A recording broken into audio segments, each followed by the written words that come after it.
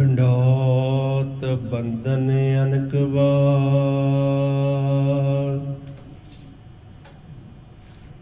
सर्व कला समरथ।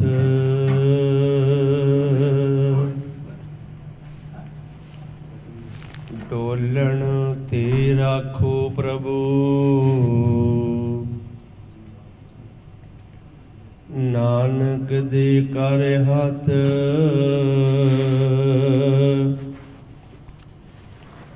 कृपा करो दीन कै दाते, मेरा आप गुण गुण न विचारो कोई। माटी का क्या तोपै स्वामी, मानस की गत एही। कृपा करो दीन कै दाते, मेरा गुण अवगुण न विचारो कोई। माटी का क्या तोपै स्वामी, मानस की गत एही। गुरु रूप गुरु प्यारी खालसा साध संगत जी, वाहिगुरु जी का खालसा वाहिगुरु जी की फतेह। सो आपां सारे जाने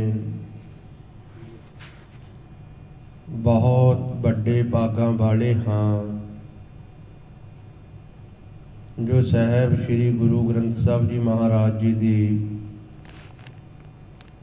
निघी गोद का आनंद मानते हैं। सतगुरां ने साडे उत्ते अपार अपार कृपा की। सत संगत विच आउण दा समा बख्शिश कीता ते आप दे घर दा कर्म करन वास्ते समा बख्शिश कीता है। हुण आपां जदों परमात्मा दे मार्ग ते चलदे हां, उदों फिर साडे पूर्व जन्मां दी कमाई होण करके अकाल पुरख वाहिगुरु कृपा करते ने। जदों साडे पूर्व जन्मां दी कमाई प्रगट हुंदी है, उदों मनुख फिर इस जन्म दे विच मालक दे मार्ग ते चलदा है। जिन्हां जीवां दी पूर्व जन्म दी कमाई ना होवे, वो इस मालक दे मार्ग दे उत्ते सच दे मार्ग ते नहीं चलता। अकाल पुरख वाहिगुरु कृपा करन, कोई दया करन, तां ही वो मनुख मालक दे मार्ग ते चल सकता है। हुण मन जिहड़ा है, ये जदों परमात्मा दे मार्ग ते चलदा है, उदों फिर ये नाल ही साडी जिंदगी दे अंदर काल दा खेल भी चलना शुरू हो जाता है। क्योंकि काल दी ड्यूटी है इस समय दे विच जो सानू ये मालक सच्चे पातशाह जी ने, अकाल पुरख ने सानू जो ये खेल खेलण वास्ते संसार विच भेजिया है, ते वो खेल दे विच रुकावटां पाउणियां काल ने रुकावटां पा के साडा दोबारा जन्म कराउणा है। ते मालिक ने सानू खेल खेलण वास्ते भेजिया, मिलण वास्ते। ते महाराज सच्चे पातशाह जी ने सानू कुंजी दे के सवासां दी इस संसार दे विच भेज दिता भी इन्ने समय विच खेल खेल के वापस आओ। ਹੁਣ ਨਾਲ ਹੀ ਇਹਨਾਂ ਪੰਜਾਂ ਦੂਤਾਂ ਦਾ ਵੀ ਜਿਹੜਾ ਖੇਲ ਹੈ ਉਹ ਵੀ ਨਾਲ ਚੱਲਦਾ ਹੈ। ਜਦੋਂ ਮਨੁੱਖ ਸਿਮਰਨ ਬੰਦਗੀ ਕਰਦਾ ਹੈ ਉਦੋਂ ਫਿਰ ਮਨ ਸਾਡਾ ਜਾਗਦਾ ਹੈ, ਤੇ ਮਨ ਜਾਗਣ ਕਰਕੇ ਫਿਰ ਇਹ ਜਿਹੜੇ ਪੰਜ ਮਹਾਬਲੀ ਹੈ ਇਹ ਵੀ ਫਿਰ ਨਾਲ ਅੰਦਰੀ ਸਰੀਰ ਦੇ ਬੈਠੇ ਹੋਏ ਨੇ। ਇਹ ਫਿਰ ਸਾਡੇ ਕਰਮ ਦੇ ਵਿੱਚ ਰੁਕਾਵਟਾਂ ਪਾਉਣੀਆਂ ਸ਼ੁਰੂ ਕਰ ਦਿੰਦੇ ਆ, ਤੇ ਫਿਰ ਸਾਡੇ ਅੰਦਰ ਹੀ ਇੱਕ ਖੇਲ ਸ਼ੁਰੂ ਹੁੰਦਾ ਜਿਹਨੂੰ ਜੰਗ ਦਾ ਨਾਮ ਦਿੱਤਾ ਹੋਇਆ ਹੈ। ਮਹਾਰਾਜ ਸਮਝਾਉਂਦੇ ਕਹਿੰਦੇ ਸੂਰਾ ਸੋ ਪਹਿਚਾਨੀਏ ਜੋ ਲੜੇ ਦੀਨ ਕੇ ਹੇਠ ਪੁਰਜਾ ਪੁਰਜਾ ਕੱਟ ਮਰੇ ਕਾਬੂ ਨਾ ਛਾੜੇ ਖੇਤ। ਕਹਿੰਦੇ ਵੀ ਜਦੋਂ ਤੁਸੀਂ ਸਿਮਰਨ ਕਰਦੇ ਹੋ ਹੁਣ ਇੱਕ ਪਾਸੇ ਮਨ ਇਕੱਲਾ ਹੈ, ਇੱਕ ਪਾਸੇ ਇਹ ਪੰਜ ਜਾਣੇ ਨੇ, ਅੰਦਰ ਆਪਣੇ ਯੁੱਧ ਸ਼ੁਰੂ ਹੁੰਦਾ ਹੈ ਜਿਹਨੂੰ ਮਹਾਰਾਜ ਸਮਝਾਉਂਦੇ ਕਹਿੰਦੇ ਪੰਜ ਬਖਾਦੀ ਏਕ ਗਰੀਬਾ ਰਾਖੋ ਰਾਖਣ ਹਾਰਾ। ਹੁਣ ਇਹ ਪੰਜ ਜਿਹੜੇ ਹੈ ਇਹ ਦੂਤ ਪੰਜ ਜਾਣੇ ਇਸ ਮਨ ਨੂੰ ਸਿੱਟਣਾ ਚਾਹੁੰਦੇ ਨੇ, ਪਰ ਇਹ ਮਨ ਜਿਹੜਾ ਹੈ ਇਹ ਇਕੱਲਾ ਹੈ। ਪਰ ਇਹ ਮਨ ਨੂੰ ਤਾਂ ਹੀ ਇਹ ਮਨ ਜਿੱਤ ਸਕਦਾ ਹੈ ਕਿਉਂਕਿ ਇਹਨਾਂ ਪੰਜਾਂ ਨੇ ਪੂਰੇ ਸੰਸਾਰ ਨੂੰ ਠੱਗਿਆ ਹੋਇਆ ਹੈ। ਜਿਹਨੂੰ ਮਹਾਰਾਜ ਸਮਝਾਉਂਦੇ ਕਹਿੰਦੇ ਸਭ ਜਗ ਬਾਧਿਓ ਕਾਲ ਕੋ ਬਿਨ ਗੁਰ ਕਾਲ ਅਫਾਰ। ਇਹ ਸਾਰਾ ਜੱਗ ਇਹਨੇ ਪੰਜਾਂ ਨੇ ਆਪਣੇ ਦਾਇਰੇ ਵਿੱਚ ਬੰਨਿਆ ਹੋਇਆ ਹੈ। ਹੁਣ ਇਹ ਮਨ ਤਾਂ ਹੀ ਜਿੱਤ ਸਕਦਾ ਇਹ ਖੇਲ ਜੇ ਇਹਦੇ ਕੋਲ ਗੁਰੂ ਦਾ ਸ਼ਬਦ ਹੈ। ਜੇ ਇਹ ਗੁਰੂ ਦਾ ਸ਼ਬਦ ਜਪਦਾ ਹੈ ਇਹ ਫਿਰ ਦੇਖ ਕੇ ਹੀ ਨੱਠ ਜਾਂਦੇ ਨੇ। ਜਿਹਨੂੰ ਮਹਾਰਾਜ ਸਮਝਾਉਂਦੇ ਮਹਾਰਾਜ ਫਰਮਾਉਂਦੇ ਕਹਿੰਦੇ ਸ਼ਬਦ ਸੁਣੇ ਤਾਂ ਦੂਰੋਂ ਭਾਗੇ, ਨੱਠ ਜਾਂਦੇ ਨੇ। ਹੁਣ ਜਦੋਂ ਅਸੀਂ ਸਿਮਰਨ ਕਰਦੇ ਹਾਂ ਸਾਡਾ ਮਨ ਜਿਹੜਾ ਹੈ ਮਾਲਕ ਦੇ ਮਾਰਗ ਤੇ ਚੱਲ ਕੇ ਸੱਚ ਦਾ ਜਦੋਂ ਸਾਨੂੰ ਗਿਆਨ ਪ੍ਰਗਟ ਹੁੰਦਾ ਹੈ ਉਦੋਂ ਇਹ ਰੁਕਾਵਟਾਂ ਪਾਉਣੀਆਂ ਸ਼ੁਰੂ ਕਰ ਦਿੰਦੇ ਨੇ। ਹੁਣ ਜੇ ਤਾਂ ਸਾਡੇ ਮਨ ਦੇ ਵਿੱਚ ਕੋਈ ਦਰਿਆਵੀ ਚੀਜ਼ ਦੀ ਮੰਗ ਹੈ, ਮੰਨ ਲਓ ਅਸੀਂ ਕੋਈ ਸੰਸਾਰ ਦੀ ਮੰਗ ਰੱਖ ਕੇ ਸਿਮਰਨ ਕਰਦੇ ਹਾਂ ਜਾਂ ਆਪਾਂ ਸੰਸਾਰ ਦੇ ਵਿੱਚ ਕਿਸੇ ਵੀ ਤਰ੍ਹਾਂ ਦੀ ਚੀਜ਼ ਦੀ ਮੰਗ ਰੱਖ ਕੇ ਅਸੀਂ ਮਾਲਕ ਨੂੰ ਜਪ ਰਹੇ ਹਾਂ, ਫਿਰ ਇਹ ਜਿਹੜੇ ਪੰਜ ਮਹਾਬਲੀ ਹੈ ਇਹ ਤੰਗ ਨਹੀਂ ਕਰਦੇ ਸਾਨੂੰ, ਕਿਉਂਕਿ ਉਹਨਾਂ ਨੂੰ ਪਤਾ ਹੁੰਦਾ ਇਹ ਅੰਦਰ ਬੈਠੇ ਜਾਣਦੇ ਨੇ ਵੀ ਇਹਦੀ ਮੰਗ ਕੀ ਹੈ। ਇਹ ਦੇਖ ਲੈਂਦੇ ਆ ਵੀ ਇਹਨੇ ਸੰਸਾਰ ਦੀ ਚੀਜ਼ ਮੰਗੀ ਹੈ ਤੇ ਜਿਹੜੀ ਸੰਸਾਰ ਦੀ ਚੀਜ਼ ਹੈ ਉਹ ਸਾਰੀ ਕਾਲ ਦੇ ਸਮਰਪਿਤ ਕੀਤੀ ਹੋਈ ਮਾਲਕ ਨੇ। ਤੇ ਇਹਨਾਂ ਨੂੰ ਪਤਾ ਲੱਗ ਜਾਂਦਾ ਵੀ ਜੇ ਇਹ ਗੁਰੂ ਘਰ ਵੀ ਜਾਂਦਾ ਬੰਦਗੀ ਵੀ ਕਰਦਾ ਇਹ ਮੰਗਦਾ ਤਾਂ ਸਾਡੀ ਜਿਹੜੀ ਦਾਤ ਅਸੀਂ ਸੰਸਾਰ ਦੇ ਵਿੱਚ ਦੇ ਰਹੇ ਹਾਂ ਉਹੀ ਮੰਗਦਾ ਹੈ। ਫਿਰ ਇਹ ਸਤਾਉਂਦੇ ਨੇ। ਇਹ ਫਿਰ ਕੀ ਕਰਦੇ ਆ ਕਹਿੰਦੇ ਕੋਈ ਨਹੀਂ ਬੰਦਗੀ ਚਲੇ, ਧਿਆਨ ਜਿਹੜਾ ਉਹ ਤਾਂ ਦਾਤ ਦੇ ਉੱਪਰ ਆ। ਜਿਹਨੂੰ ਮਹਾਰਾਜ ਸਮਝਾਉਂਦੇ ਕਹਿੰਦੇ ਦਾਤ ਪਿਆਰੀ ਵਿਸਰਿਆ ਦਾ ਤਾਰਾ, ਵੀ ਜਿਹੜਾ ਦਾਤਾਂ ਦੇਣ ਵਾਲਾ ਸੀ ਉਹ ਵਿਸਰ ਗਿਆ, ਦਾਤ ਪਿਆਰੀ ਹੋ ਗਈ।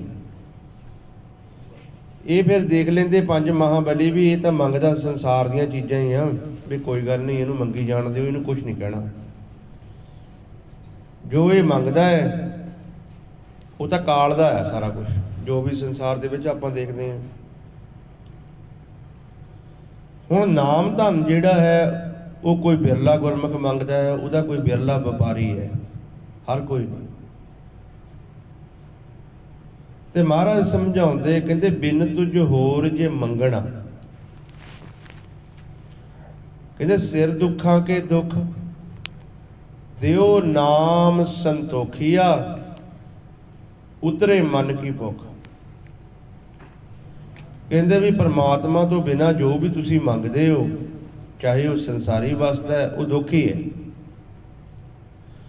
ਹੁਣ ਸੰਸਾਰ ਦੇ ਵਿੱਚ ਤੁਸੀਂ ਜੋ ਵੀ ਚੀਜ਼ ਮੰਗੀ ਉਹ ਕਾਲ ਦੇ ਵੱਸ ਹੈ, ਤੇ ਜਿਹੜੀ ਵੀ ਤੁਸੀਂ ਚੀਜ਼ ਮੰਗੋਗੇ ਉਹਨੇ ਇੱਕ ਦਿਨ ਕਾਲ ਨੇ ਹਿਲ ਜੁਲ ਕਰਨੀ ਹੈ।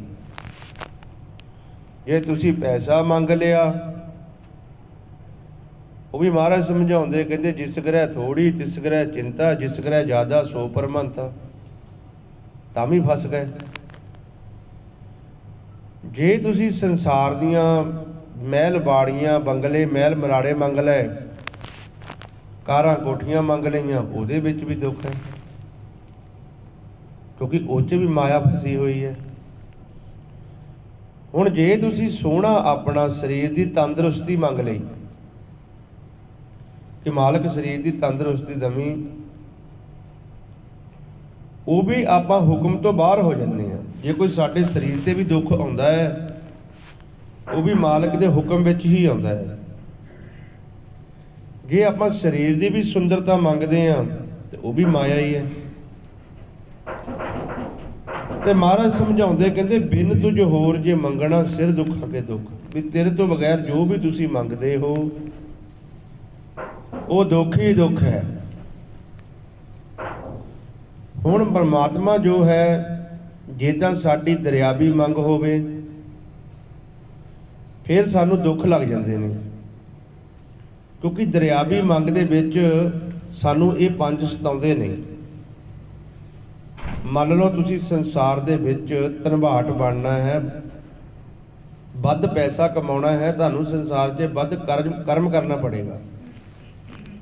ਉਹ ਕਰਮ ਕਿਹਨਾਂ ਦਾ? ਪੰਜਾਂ ਦਾ, ਤੇ ਉਹ ਪੈਸਾ ਕਿਹਨਾਂ ਦਾ? ਪੰਜਾਂ ਦਾ। ਉਹ ਕਾਰਜ ਸਾਰਾ ਪੰਜਾਂ ਦਾ ਹੀ ਕਰੀ ਜਾਂਦੇ ਤੇ ਮੰਗੀ ਅਸੀਂ ਪਰਮਾਤਮਾ ਕੋ ਜਾਂਦੇ ਹਾਂ।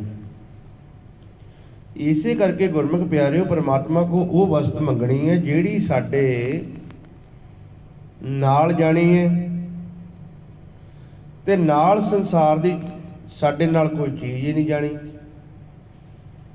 ਜਿਹਨੂੰ ਕਈ ਗੁਰਮੁਖ ਪਿਆਰੇ ਕਹਿ ਦਿੰਦੇ ਵੀ ਇੱਥੋਂ ਤਾਂ ਸੰਸਾਰ ਚੋਂ ਤਾਂ ਜਾਣਾ ਹੀ ਕੁਛ ਨਹੀਂ, ਨਾਲ ਪਤਾ ਵੀ ਹੈ,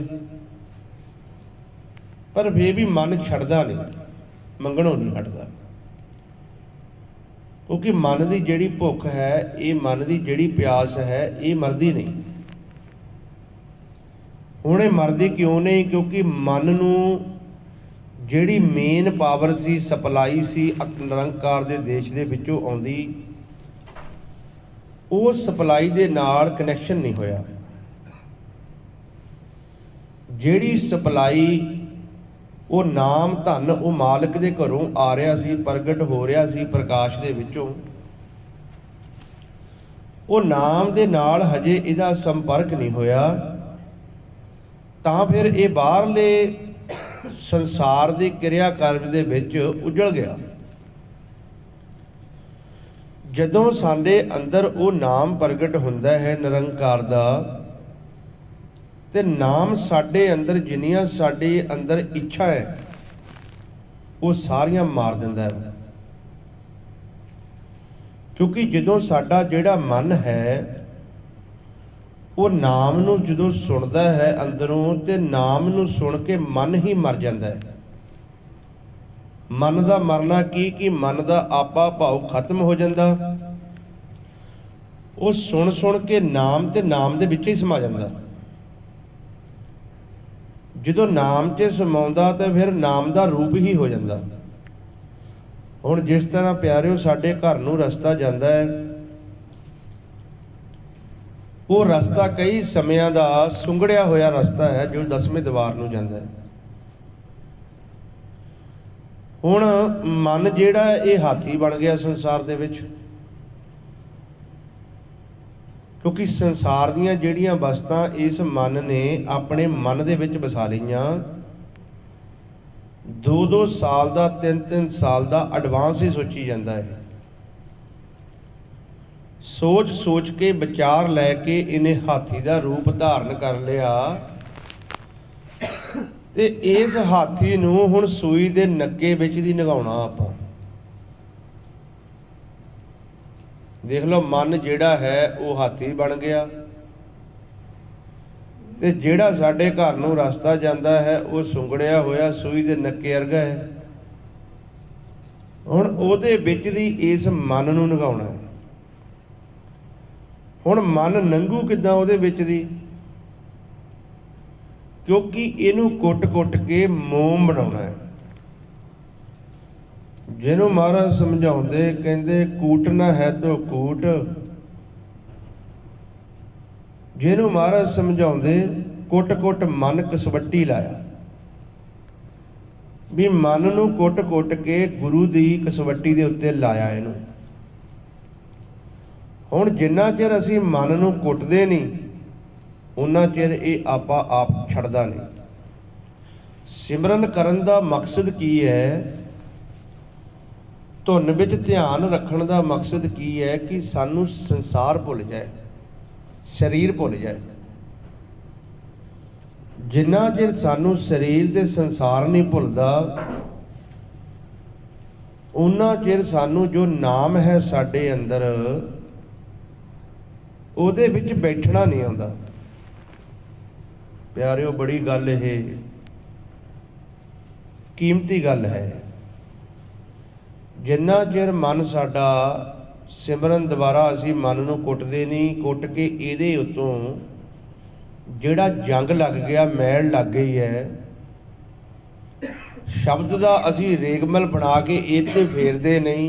ਵਾਹ ਗੁਰੂ, ਇਹ ਰੇਗਮਲ ਇਹਦੇ ਉੱਤੇ ਫੇਰਦੇ ਨਹੀਂ ਉਨਾ ਚਿਰ ਇਹ ਮਨ ਮੋਮ ਨਹੀਂ ਬਣਦਾ, ਮਰਦਾ ਨਹੀਂ। ਹੁਣ ਰੱਬ ਨੂੰ ਪਾਉਣਾ ਕੀ ਹੈ? ਆਪਣੇ ਆਪ ਨੂੰ ਖਤਮ ਕਰਨਾ। ਕਿਉਂਕਿ ਪਰਮਾਤਮਾ ਨੂੰ ਪਾਉਣ ਵਾਸਤੇ ਆਪਣੇ ਆਪ ਨੂੰ ਖਤਮ ਕਰਨਾ। ਮਹਾਰਾਜ ਸਮਝਾਉਂਦੇ ਕਹਿੰਦੇ ਪਹਿਲਾਂ ਮਰਨ ਕਬੂਲ ਕਰ, ਜੀਵਨ ਕੀ ਛੱਡ ਆਸ, ਹੋ ਸਭਨਾ ਦੀ ਰੇਨਕਾ ਤੋ ਆਏ ਹਮਾਰੇ ਪਾਸ। ਕਹਿੰਦੇ ਪਹਿਲਾਂ ਮਰਨਾ ਕਬੂਲ ਕਰ। ਹੁਣ ਕਿਹੜਾ ਐਸਾ ਸੰਸਾਰ ਦੇ ਵਿੱਚ ਜੀਵ ਹੈ ਕਿ ਜਿਹੜਾ ਮਰਨਾ ਚਾਹੁੰਦਾ ਹੋਵੇ? ਹਰ ਇੱਕ ਜੀਵ ਬਾਹਰ ਨੂੰ ਭੱਜਦਾ ਹੈ, ਸੰਸਾਰ ਨੂੰ ਭੱਜਦਾ ਹੈ, ਸੰਸਾਰ ਦੇ ਰਸ-ਕਸ ਦੇਖ ਕੇ ਭੱਜਦਾ ਹੈ, ਸੰਸਾਰ ਦੀਆਂ ਮਾਣ ਵਡਿਆਈਆਂ ਵੇਖ ਕੇ ਭੱਜਦਾ ਹੈ, ਸੰਸਾਰ ਦੀ ਮਾਇਆ ਜਿਹੜੀ ਹੈ ਇਹ ਬਾਹਰ ਛਾਈ ਹੋਈ ਇਹਨੂੰ ਦੇਖ ਕੇ ਭੱਜਦਾ ਹੈ। ਪਰ ਕੌਣ ਇਸ ਮਨ ਨੂੰ ਸਮਝਾ ਕੇ ਮਨ ਨੂੰ ਮਾਰੇ? ਤੇ ਮਹਾਰਾਜ ਸਮਝਾਉਂਦੇ ਕਹਿੰਦੇ ਮਨ ਮਰੇ ਧਾਤ ਮਰ ਜਾਏ, ਬਿਨ ਮੂਏ ਕੈਸੇ ਹਰ ਪਾਏ। ਕਹਿੰਦੇ ਮਨ ਨੂੰ ਮਾਰ ਦਿਓ ਤੇ ਤੁਹਾਡੇ ਜਿਹੜਾ ਧਾਤ ਦਾ ਰਸਤਾ ਹੈ ਜਿਹੜਾ ਤੁਸੀਂ ਅਪਣਾ ਲਿਆ, ਧਾਤ ਕਹਿੰਦੇ ਨੇ ਗੁਰਮੁਖੋ ਜਿਹੜਾ ਅਸੀਂ ਮਾਲਕ ਤੋਂ ਉਲਟ ਕਾਰਜ ਕਰਦੇ ਹਾਂ। ਸੰਸਾਰ ਦਾ ਜੋ ਵੀ ਕਾਰਜ ਕਰਦੇ ਹਾਂ, ਜੇ ਅਸੀਂ ਇਹਦੇ ਵਿੱਚ ਸਿਮਰਨ ਬੰਦਗੀ ਨਹੀਂ ਕਰਦੇ ਇਹ ਧਾਤ ਦਾ ਮਾਰਗ ਹੈ। ਜੇ ਪੰਜਾਂ ਦਾ ਸੰਗ ਕਰਦੇ ਹਾਂ ਅਸੀਂ, ਇਹ ਧਾਤ ਦਾ ਮਾਰਗ ਹੈ, ਕਾਮ ਕ੍ਰੋਧ ਲੋਭ ਮੋਹ ਹੰਕਾਰ। ਹੁਣ ਇਹ ਮਨ ਜਿਹੜਾ ਹੈ ਜਿੰਨਾ ਚਿਰ ਇਹ ਮਰਦਾ ਨਹੀਂ ਉਨਾ ਚਿਰ ਇਹ ਅੰਦਰੋਂ ਛੱਡਦਾ ਨਹੀਂ, ਕਿਉਂਕਿ ਇਹਨੇ ਮਨ ਦੇ ਵਿੱਚ ਇਹ ਪਰਾਈਆਂ ਵਸਤਾਂ ਵਸਾ ਕੇ ਬੈਠ ਗਿਆ। ਹੁਣ ਸਾਡੀ ਉਮਰ ਕਿੰਨੀ ਹੋ ਗਈ? ਕਿਸੇ ਦੀ 50 ਸਾਲ ਹੋ ਗਈ, ਕਿਸੇ ਦੀ 45 ਸਾਲ, ਕਿਸੇ ਦੀ 35 ਸਾਲ, ਕਿਸੇ ਦੀ 25 ਸਾਲ, ਕਿਸੇ ਦੀ 30 ਸਾਲ। ਹੁਣ 30 ਸਾਲ ਦੇ ਇਹਨੇ ਵਿਚਾਰ ਅੰਦਰ ਵਸਾ ਲਏ, ਮੈਂ ਇਹ ਕਰਨਾ ਉਹ ਕਰਨਾ। ਜਦੋਂ ਪੜ੍ਹਦਾ ਬਾਣੀ ਜਾਂ ਜਦੋਂ ਕਰਦਾ ਸਿਮਰਨ ਫੇਰ ਕਹਿੰਦਾ ਮੇਰਾ ਧਿਆਨ ਨਹੀਂ ਲੱਗਦਾ, ਮਨ ਭਟਕਦਾ ਹੈ। ਬਹੁਤ ਸਾਰੇ ਜੀਵਾਂ ਦਾ ਕਹਿਣਾ ਹੁੰਦਾ ਕਿ ਪੜ੍ਹ ਰਹੇ ਅਸੀਂ ਬਾਣੀ, ਸਾਨੂੰ ਆਨੰਦ ਨਹੀਂ ਆ ਰਿਹਾ ਬਾਣੀ ਪੜ੍ਹਨ ਵਿੱਚ। ਕਰ ਰਹੇ ਆਪਾਂ ਸਿਮਰਨ, ਸਾਨੂੰ ਆਨੰਦ ਨਹੀਂ ਆਉਂਦਾ, ਮਨ ਟਿਕਦਾ ਨਹੀਂ। दसो करदे आपां अकाल पुरख दी उस्तक। धुर की बाणी आई जिन सगली चिंत मिटाई। सारियां चिंतां दा नाश करन वाली ये बाणी, पर इनू रस ही नहीं आउंदा। रस क्यों नहीं आउंदा कि गुरमुख प्यारिओ मन साडा अंतरमुखी हो के बहण दा आदि नहीं होया। हुण जदों असीं बाणी पढ़दे हां ध्यान साडा एकागर हुंदा है, जदों असीं सिमरन करदे हां ध्यान साडा एकागर हुंदा है। ध्यान दा जिहड़ा खेल है साडा उदों चलदा है जदों साडा मन मर जांदा है, क्योंकि ये जिन्ना चिर मरदा नहीं उन्ना चिर इनू बहना नहीं आउंदा। हुण इनू शब्द राही जदों मारांगे सारी मैल संसार दी ला जाएगी, लिथ जाएगी, हाथी तो मोम बन जाएगा। मोम तो फिर नाम दे राही ये सहज विच जाएगा, खत्म हो जाएगा। जदों ये खत्म होएगा फिर जाके ये मालक दी कसवट्टी दे उत्ते चलेगा। फिर इसनूं रास बाणी पढ़न विच आएगा, सिमरन करन विच आएगा। महाराज समझाउंदे कहंदे क्या पढ़िए क्या गुनीए, क्या वेद पुराना सुनिए, पढ़े सुने क्या होई, जे सहज न मिलियो सोई। जे इस मन ने सहज दे विच ताड़ी नहीं लाई, चुप्पी नहीं मारी, डुबका नहीं मारिया सहज विच, ते इनू मालक दियां जेड़ियां मालक दा जो मार्ग है फिर इहदा मन टिकदा नहीं उन्ना चिर। जदों मन साडा सहज विच बहण दा आदी हुंदा है उदों ही इनू अपने आप दी समझ आउंदी है, उदों ही इनू निरंकार दा जो खेल है उदों पता लगदा है। जदों अंतरमुखी हुंदा है उदों फिर प्रीत पैंदी है, जदों नाम दे नाल सुरत जुड़दी है। हुण आपां सारा दिन हुक्म की है, आपां गुरबाणी गुरु च पढ़ लिया, पढ़ी जाने। हुक्मे अंदर सब को बाहर हुक्म ना कोई, नानक हुक्मे जे बुझै तां हउमे कहे ना कोई। जदों साडा मन उस नाम दे नाल जुड़ जांदा है उदों मालक दे हुक्म च हुंदा मन है। सुन विच समाध लगी हुंदी है, शब्द अंदरों तनकार दे रहा है, मन विचारां तो उपर उठ के नाल जुड़िया है, उदों फिर मालक दे हुक्म च आ जाता है। जदों नाम नालों साडी लिव टुटदी है उदों फिर असीं पंजां दे हुक्म विच आ जांदे, संसार दे हुक्म विच। हुण महाराज समझाउंदे भी तुसीं एक दिन दे विच घट्टो घट्ट 6 घंटे 5 घंटे दर ते बैठो जे मालक नूं मिलना। जिहनूं महाराज समझाउंदे सो दर केहा सो घर केहा, जितबै शब्द समालै, बाजे नाद अनेक असंखा केते बाबण हारे। हुण जिन्ना चिर असीं उस दर दे उत्ते बनदे नहीं मंगते बैठ के, उन्ना चिर मालक जिहड़ा है साडे ते प्रतीत नहीं करदा। हुण पढ़ लिया असीं बहिंदे ने, उस दर दे उत्ते असीं मंगते बन के भिखारी बन के बैठना। वो दर कित्थे है? जदों साडा शब्द सुरत दा मेल हो जांदा ते मालक सानू अमृत रस दिंदा है कि बच्चा बैठा है। उदों सानू अमृत मिलदा जदों आपां अमृत पीने आ ते अमर पदवी दे उत्ते साडा मन पहुंच जांदा। उत्थे किन्नी पिछले जन्मां दी कमाई होएगी कि जिहड़ा मन दर ते बैठा मालक दे जाके। गुरमुख प्यारिओ, दुनिया दा धनवाट मनुख, दुनिया दा राजा और वर्ल्ड सारे राजियां दे उपर राजा मनुख वो है कि जिहड़ा मालक दे दर ते बहिंदा है। बाकी सब कूड़ दे राज है संसार दे विच। वो दर दे उत्ते जदों बहिंदा है फिर इस दी तृष्णा ਸੰਸਾਰੀ ਸਾਰਾ ਸੰਸਾਰ ਦਾ ਜੋ ਵਿਖਿਆ ਹੈ ਸਾਰੀ ਖਤਮ ਹੋ ਜਾਂਦੀ। ਇੱਕ ਹੀ ਤ੍ਰਿਸ਼ਨਾ ਰਹਿੰਦੀ ਹੈ ਕਿ ਕਦ ਮਿਲਾਪ ਹੋਵੇ, ਕਵਾਟ ਖੁੱਲੇ, ਅੰਦਰ ਮਾਲਕ ਬੁਲਾਵੇ। ਹੁਣ ਉੱਥੋਂ ਮਾਲਕ ਨੇ ਸਾਡੀ ਪ੍ਰਤੀਤ ਦੇਖਣੀ ਆ। ਦਰ ਦੇ ਉੱਤੇ ਮਨ ਉਦੋਂ ਹੀ ਜਾ ਸਕਦਾ ਜੇ ਸਾਡੇ ਅੰਦਰ ਇੱਕ ਮੰਗ ਹੈ ਕਿ ਤੂੰ ਚਾਹੀਦਾ ਹੈ। ਮੈਂ ਮੁਖਤਸਰ ਅੱਜ ਅਰਜ਼ ਕਰਾਂ, ਜੇ ਸਾਡੇ ਅੰਦਰ ਦਰਿਆਵੀ ਮੰਗ ਹੈ ਦਰ ਤੱਕ ਨਹੀਂ ਜਾ ਸਕਦਾ ਮਨ। ਦਰਿਆਵੀ ਚੀਜ਼ਾਂ ਤਾਂ ਮਨ ਸਹਿਜ ਸੁਭਾਏ ਸਿਮਰਨ ਕਰੇ ਤਾਂ ਪੂਰੀਆਂ ਹੋ ਜਾਂਦੀਆਂ, ਪਰ ਜੇ ਅਸੀਂ ਮਾਲਕ ਨੂੰ ਮੰਗ ਲਿਆ, ਬਿਨ ਤੁਝ ਹੋਰ ਜੇ ਮੰਗਣਾ ਸਿਰ ਦੁੱਖਾਂ ਕੇ ਦੁੱਖ, ਦਿਓ ਨਾਮ ਸੰਤੋਖੀਆ ਉਤਰੇ ਮਨ ਕੀ ਭੁੱਖ। ਜੇ ਅਸੀਂ ਮਾਲਕ ਨੂੰ ਹੀ ਮੰਗ ਲਿਆ, ਉਹ ਮਨੁੱਖ ਦਰ ਦੇ ਉੱਤੇ ਪਹੁੰਚੇਗਾ। ਉਹਦੇ ਉੱਤੇ ਦੁੱਖ ਆਉਣਗੇ, ਸੁੱਖ ਨਹੀਂ, ਜਦ ਤੱਕ ਮਿਲਾਪ ਦਾ ਰਸਤਾ ਪੂਰਾ ਤੈਅ ਨਹੀਂ ਕੀਤਾ। ਕਿਉਂਕਿ ਪੰਜਾਂ ਨੇ ਵੀ ਦਰ ਤੱਕ ਨਹੀਂ ਜਾਣ ਦੇਣਾ। ਕਿਹੜਾ ਸੂਰਮਾ ਇਹਨਾਂ ਪੰਜਾਂ ਨਾਲ ਲੜ ਕੇ ਉਸ ਦਰ ਤੱਕ ਜਾਵੇ।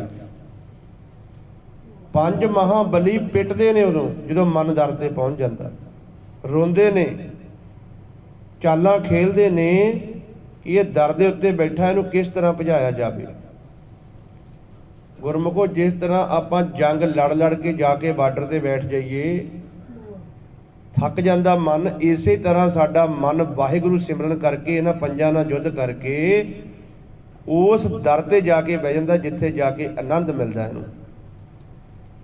ਉੱਥੇ ਫਿਰ ਇੱਕੋ ਹੀ ਆਸ ਹੁੰਦੀ ਹੈ ਮਿਲਾਪ ਦੀ।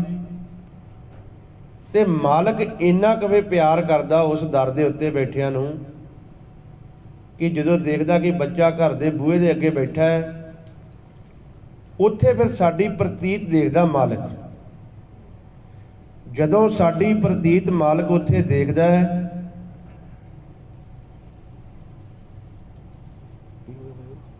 ਵਾਹਿਗੁਰੂ ਜੀ ਕਾ ਖਾਲਸਾ ਵਾਹਿਗੁਰੂ ਜੀ ਕੀ ਫਤਿਹ। ਸੋ ਸਮਾਂ ਸਮਰਪਿਤ ਹੋਣ ਕਰਕੇ ਇੰਨੀਆਂ ਕੁ ਵਿਚਾਰਾਂ ਕਰਦੇ, ਇੱਕ ਨਹੀਂ ਅਨੇਕ ਗਲਤੀਆਂ ਹੋ ਜਾਂਦੀਆਂ। ਸੰਗਤ ਤੇ ਸਤਿਗੁਰੂ ਬਖਸ਼ਣ ਯੋਗ ਹੈ, ਬਖਸ਼ ਦੇਣਾ ਜੀ। ਵਾਹਿਗੁਰੂ ਜੀ ਕਾ ਖਾਲਸਾ ਵਾਹਿਗੁਰੂ ਜੀ ਕੀ ਫਤਿਹ।